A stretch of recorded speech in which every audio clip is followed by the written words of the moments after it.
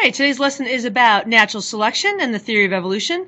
So number one, I'm going to apologize because this video is going to go a little bit longer than my usual 10-12 minutes, I think, just looking at how long the slides are. And number two, I want to make sure that you understand that I know that this can be really controversial for some people. The whole idea of doing this is to study this and to understand the theory. You don't necessarily have to believe it, but I want to make sure that you understand the principles behind it. So even if this is something that you're kind of uncomfortable with, you still got to go through it, and you got to at least kind of get what the principles are behind it, and then you can choose on your own whether you accept or reject it. So in any case, moving on in.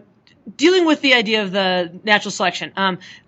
This all came about from when fossils got discovered. As people were starting to look into these crazy, strange organisms that people were finding around the planet, they started to realize that life wasn't always the same. It used to be thought that God created all the creatures. Creatures are all on Earth. Creatures on Earth should be static in order to stay the same through time. And fossils kind of messed with that. People started to try to figure out, well, things aren't the same, and how do we explain that?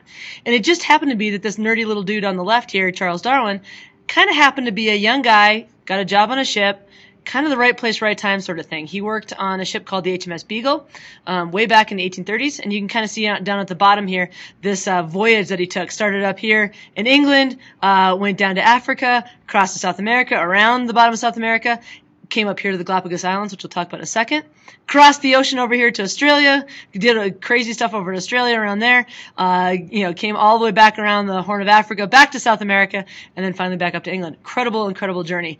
And seeing the world the way that he did, in the time that he did, happened to make it so that he could be the inventor, so to speak, of this incredible idea that we now call natural selection.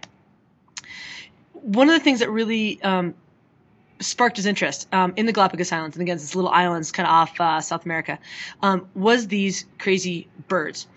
He saw things all over the place. He went to rainforests, he went to deserts, he went to Australia, saw the things like the platypus and the kangaroos. Those are bizarre if you're from England. But the thing that really stuck on him was this idea of these stupid little birds, Darwin's finches, or they weren't called Darwin's finches in those days, just finches. But he thought it was really odd that on this island, the Galapagos Islands, the only kinds of birds that were there was finches. Finches, if you've seen them around here, they're like sparrows. They're just little bitty brown, plain kind of birds. But on the Galapagos Islands, there was a bazillion different kinds of finches. And he couldn't figure out why there's all these dang finches all over the place. There's woodpecker finches, there's finches in trees, finches on the ground, finches that acted like owls, finches that acted like, like I said, woodpeckers. Just crazy variety of them. And he couldn't quite get into his head why this one little island had nothing but finches. But those finches did everything that a whole bunch of different birds did in different places. And so he started to kind of think about how could this have come to be. And the idea that he actually came up with was what we now today call natural selection. His idea was that, somehow a finch must have gotten to this dumb island somehow, blown over there, floated there, who knows. But somehow this poor bird got lost. And down here you can see the common ancestor, or I should say at least a pair of birds, right? You gotta have two. But some of these birds got to these islands, started breeding, and then over years, hundreds, thousands, he wasn't sure, but over lots and lots of years, these finches diversified. They changed into, over time, lots and lots of different kinds of finches. And that's that idea of evolution. He used the phrase adaptation, that they had adapted to different kinds of foods, ones that ate bugs, ones that ate cactuses, ones that ate bark, ones that ate, flowers, and that they somehow adapted their different beak style, their different color style to match where they lived.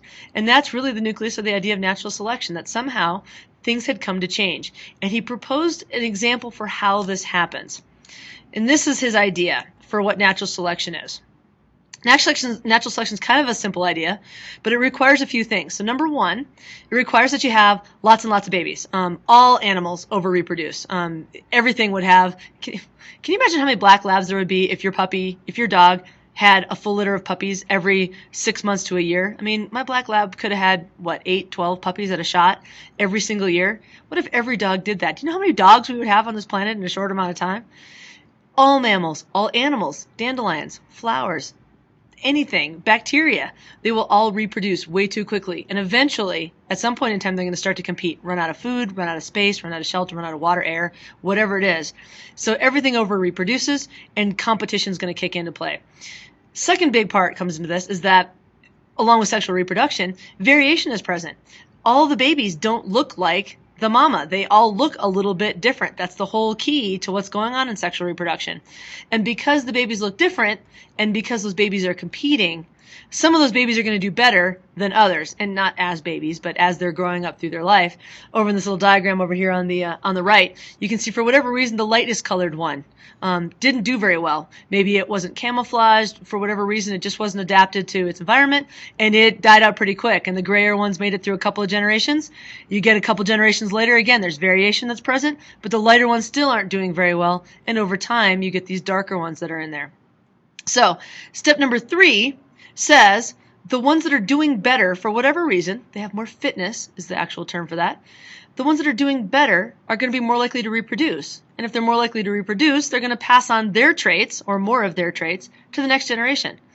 And then over time, if that happens generation after generation after generation, we're going to see that the end result looks different than the beginning result. And you can see this in this diagram. This end result, this 4th, 5th generation, whatever this is darker than the original generation was. And that's evolution. That's all evolution is changing a species over time. And this mechanism is called natural selection, differential survival, and differential reproduction. That was his mechanism. Just so you know, at the same time that Darwin lived, another guy named Lamarck, and he's on this next slide, was also thinking about evolution. He had a real different idea for what evolution was. It's kind of silly sounding today, but it actually made pretty good sense at the time. Lamarck's idea was that you could acquire characteristics, that you needed something, and that you could acquire the ability to survive with that trait in your own life. So he used the famous example of Lamarck's giraffes, that a giraffe would be born, say, with a short little scrawny neck, needed to reach this food that's up over its head. So just by stretching over time, its neck gets longer. Okay, it's kind of silly, but imagine that it stretched, and it finally could reach the food that it needed. And in Lamarck's idea that after it acquired that long neck, its offspring would then have those long necks. So let's take a look. Which one holds true?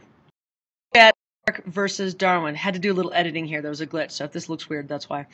But here's what we got. Top kind of row of giraffes here is Lamarck's giraffes. We've got short giraffes.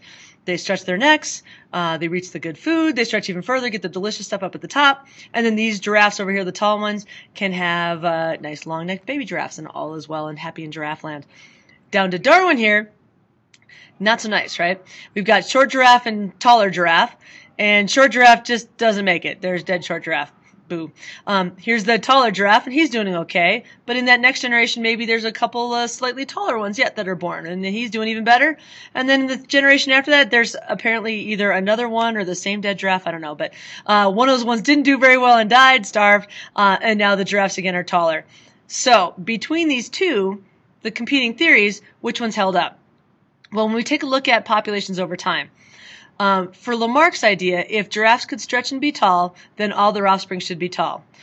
For Darwin's idea, if they're evolving over time, then you're still going to get variation, and some taller and some shorter in every generation. And what we actually see when we look at the evidence is that there is variation.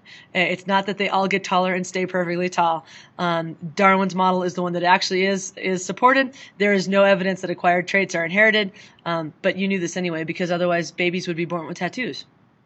Rottweiler puppies would be born without tails. We know that that's not the case. So Darwin's model is the one that worked. So let's take a look at an example in the next slide. So here's an example with sort of cartoon creatures, but the idea of what natural selection is. Here we've got a population of beetles. There's a lot of green beetles and some orange beetles, and apparently the birds like the green ones, so they deliciously eat all those green beetles. So what's going to happen? Well, the orange trait provides an advantage, even though there's variation present. So the orange beetles are going to differentially survive because they don't get eaten by the birds as much. So in that second generation, the birds eat even more green beetles, and percentage-wise, even more of the orange beetles survive. And after a few generations, you're going to see pretty much only orange beetles that's left. This is natural selection. Of course, one question is, what's going to happen when the birds run out of green beetles? But kind of depends. Maybe the birds will start eating the orange beetles. Maybe they'll start eating a different species of beetles. Maybe the birds will starve if they're really picky. Who knows? Don't answer that. We can just see that this beetle population has evolved. It has changed its set of characteristics over several generations. That's all evolution is. How has it done it? Via natural selection. Some survive and some don't. So what's a theory? When we talk about the theory of evolution, we need to talk about what kind of theory means, what a theory is, what a theory isn't. So there's a real simple couple definitions up at the top. Basic definition that I like to use for evolution is just change in characteristics over time. Natural selection is how evolution occurs. It's one of those different explanations that we've been looking at for a lot of time to try to figure out if this actually works. The thing that natural selection needs is time. Natural selection is pretty slow a lot of times. It can be fast, like antibiotic resistance in bacteria can be very, very quick. But in general, it's slow. And what we kind of talked about in those first few videos, is that even though it's a slow process, the Earth has been doing this for millions to billions of years. It's had plenty of time. And a million years is a long time. We as human beings don't really understand that because we're very short-lived. So, in any case, this idea is not just a theory. It seems to be more than that. It's a scientific theory, and I'll go into what that is on the next bit. But the one thing that evolution doesn't answer is how life got to be here in the first place. We may never know the answer to that. Evolution simply states that life, while it's here, is changing, or can change, I guess, and we can observe that. So again, this doesn't answer creation stories, but it does explain how change occurs once life is present. So what is a theory? Theory is not just a theory. The word we use that like in CSI. I have a theory about who killed so-and-so. That way that they use the word theory is not the scientific way. Scientific meaning of what theory is means it has to be very well supported. It has to be based on repeated scientific experimentation or observation or something. There's a body of knowledge, and that body of knowledge has been confirmed over and over and over again. Furthermore, for something to be a theory, it has to have what we call predictive value. You have to be able to make predictions based on that theory about something you may or may not find, and then go look for evidence of that. Oh, there it is. Last thing, a scientific theory must be falsifiable. In other words, you have to be able to prove it wrong. If it's not provable, let's see, that doesn't make sense. If you can't potentially prove it wrong, then it's really not science. If it can't be falsifiable, it doesn't really count. So again, theories have lots and lots of evidence about them. It's almost like saying it's a law, but that's not the right term either. But it's definitely not just a theory. There's been a lot of evidence, a lot of prediction about evolution and change through natural selection. And for the most part, when they've looked for evidence of it, and that's in the next video, they keep finding repeated evidence that supports this idea that evolution via natural selection occurs on Earth in life as we see it today. So a few final thoughts in terms of what natural selection is and what natural selection isn't. We're almost done. I think it's 2 slides left. Let me look. Oh yeah, a couple slides. So a couple things it isn't. Number one, the beaver up here. You can't try to evolve. No matter how much you want to evolve, you either have the trait that you need or don't. You can't just get it. For example, if my life or death survive, depending on whether or not I could sprout wings right now, sorry, it would be death. It doesn't work that way. It's not about need. Creatures are not aware usually of what their needs or expectations are, and even if they were, like us, you still can't do it. Second thing, natural selection does not create perfection. Natural selection results in good enough, and that's why we have things like glasses and braces. That's why our human knees are terrible, because we're based on an original plan. We're sort of re-engineered, not created from scratch necessarily. It doesn't mean we're perfect. It just means that we can survive and survive pretty well. Over on the right here, I love this picture. It's great kind of thing. Natural selection doesn't really care about individual survival. Natural selection cares about survival of populations, and survival of populations is based on variation. So even though certain offspring live and certain offspring die, it seems kind of heartless. He used the phrase nature red in tooth and claw. In other words, it's really kind of violent sometimes who lives and who doesn't. Natural selection doesn't really care. The ones that live make it, and they make the next generation. Bottom left, the cheetah picture. Natural selection oftentimes results in compromise. For example, for the cheetah, for it to run faster, it would definitely be better for it to have even longer legs. Unfortunately, longer legs are more fragile. And so there's sort of a balance point between optimal speed and optimal strength. So that's why it's not perfect for really either one. There's a compromise between forces. And natural selection kind of optimizes the compromise, not optimizes the trait. And the bottom one here, there's another slide of them more in the next. Oftentimes natural selection can be confusing because what's really good for one species may be terrible for another. So for this particular, say this is bacteria, if we have bacteria right here, and there's a whole bunch of them, we take an antibiotic, the only ones that get left behind are the ones that are resistant. And that next generation of bacteria is all going to be resistant. That's great for the bacteria, because now those new bacteria can't be killed by that particular drug. Terrible for us. So again, natural selection is only in reference to the species itself, not necessarily the whole ecosystem, and that can cause some definite conflicts. Furthermore, sometimes the rules change. Kind of a bummer for the polar bear. Polar bears were excellently adapted for an Arctic climate. As you guys know about global warming, it's not so Arctic anymore, and there's a really good chance that polar bears will go extinct within our lifespan or the next one, simply because they may not have the variation left in their population to move out of that area, and that's kind of a bummer. Here's our mastodon, or maybe it's a woolly mammoth. Same kind of idea. The rules have changed on Earth over time, and because the rules change, what's good for one generation may not be good in the future. Next thing, our peacock friend over here. Natural selection isn't the only force that's changing populations. Peacocks, this huge tail that they have, is definitely not an advantage for natural selection. It makes them slow. They have to use a ton of energy to grow the thing in the first place, so they need more calories. They have to drag it behind them as they're moving through their environment. A predator could catch on that and capture them more easily. Definitely not a natural selection advantage.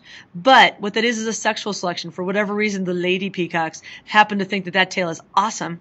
And so being able to have that tail, even though it looks like it violates natural selection, in this case, is an advantage for sexual selection. So sometimes there's other things that can influence different traits.